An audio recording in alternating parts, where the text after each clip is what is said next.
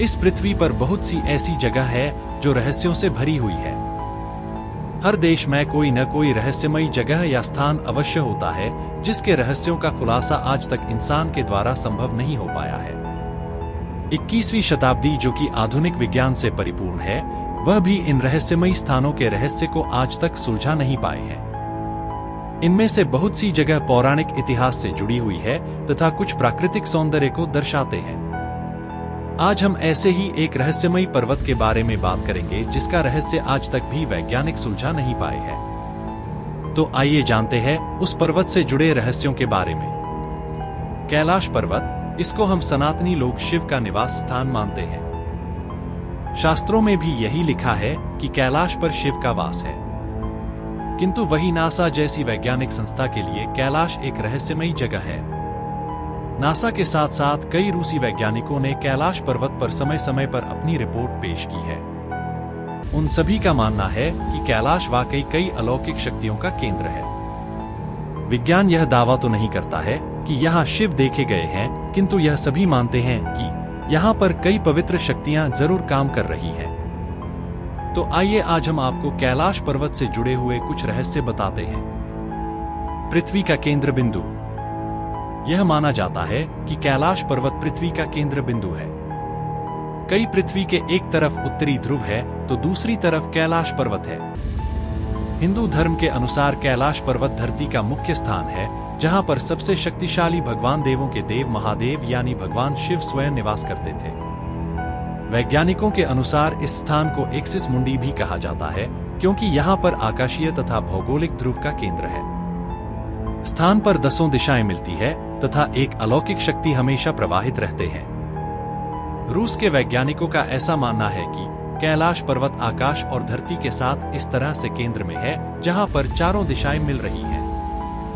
वही रूसी विज्ञान का दावा है कि यह स्थान एक्सिस मुंडी है और इसी स्थान पर व्यक्ति अलौकिक शक्तियों से आसानी से संपर्क कर सकता है। धरती पर यह स्थान सबसे अधिक शक्तिशाली स्थान है। कोई चढ़ाई नहीं कर पाया।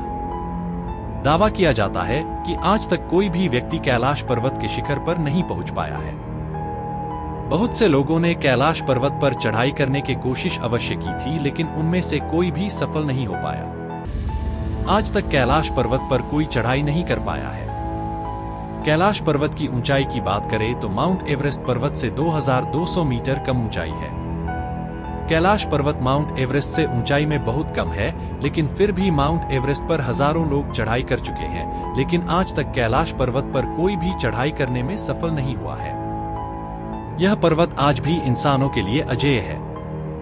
वही 11वीं सदी में तिब्बत के योगी मिलारेपी के यहाँ जाने का दावा किया जाता रहा है, किंतु इस योगी के पास इस बात के सबूत नहीं थे या फिर वह खुद सबूत पेश नहीं करना चाहता था।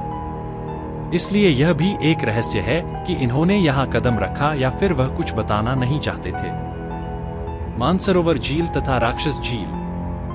कैलाश पर्वत पर मानसरोवर झील और राक्षस नामक झील मौजूद है, जिनका अपना ही अलग प्राकृतिक सौंदर्य है। मानसरोवर झील का आकार सूर्य के समान दिखाई देता है और इसका पानी बहुत शुद्ध होता है, जबकि दूसरे झील जिसे राक्षस झील के नाम से जाना जाता है वह खारे पानी का स्रोत है और इसका आकार चंद्रमा के समान दिखाई देता है। इस प्रकार मानसरोवर झील तथा राक्षस झील दोनों सकारात्मक तथा नकारात्मक ऊर्जा से संबंधित है। जहां एक और मानसरोवर झील सूर्य की सकारात्मक ऊर्जा को दर्शाती है, तो वहीं दूसरी ओर राक्षस झील चंद्रमा की तरह नकारात्मक ऊर्जा को दर्शाती है। इन झील का निर्माण प्राकृतिक है या नहीं, यह आज तक रहस्य बना हुआ है। भगवान शिव का निवास स्थान। यहाँ के आध्यात्मिक और शास्त्रों के अनुसार रहस्य की बात करें तो कैलाश पर्वत पे कोई भी व्यक्ति शरीर के साथ उच्चतम शिखर पर नहीं पहुंच सकता है। ऐसा बताया गया है कि यहाँ पर देवताओं का आज भी निवास है। पवित्र संतों की आत्माओं को ही यहाँ निवास करने का अधिकार दिया गया है। कैलाश पर्वत की कहानी पौराणिक मान्यताओं से जुड़ी है। इसमें यह बताया गया है कि कैलाश पर्वत भगवान शिव का निजी स्थान था, जहाँ पर भगवान शिव रहा करते थे।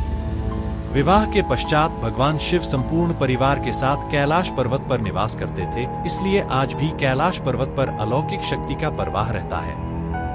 ओम तथा डमरू की आवाज कैलाश पर्वत मानसरोवर झील के क्षेत्र में जाते ही हमें डमरू जैसी आवाज सुनाई देते हैं। डमरू के साथ साथ ओम शब्द की ध्वनि मंद मंद सुनाई देते हैं।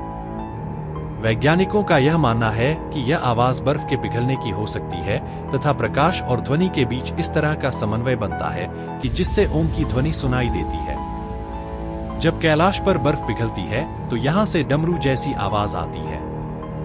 इसे कई लोगों ने सुना है, लेकिन इस रहस्य को आज तक कोई हल नहीं कर पाया है। आसमान में 7 तरह के प्रकाश दिखना, कई बार कैलाश पर्वत पर 7 तरह के प्रकाश आसमान में देखे गए हैं। इस पर नासा का ऐसा मानना है कि यहाँ चुंबकीय बल है और आसमान से मिलकर वह कई बार इस तरह की चीजों का निर्माण करता है।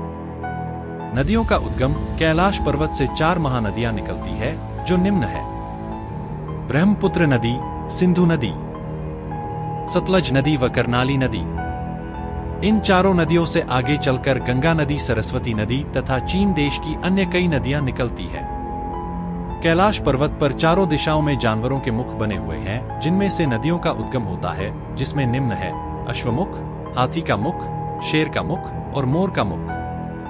अब आप समझ गए होंगे कि कैलाश पर्वत क्यों आज भी इतना धार्मिक और वैज्ञानिक महत्व रखे हुए है।